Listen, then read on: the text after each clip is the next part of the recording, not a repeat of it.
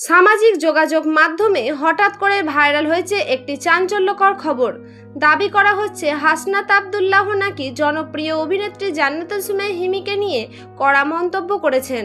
Viral পোস্টগুলোতে বলা হচ্ছে বর্তমান সময়ে নাটকে হিমি যেভাবে পোশাক পরছেন তা নাকি তরুণ সমাজের কাছে ভুল বার্তা ছড়াচ্ছে।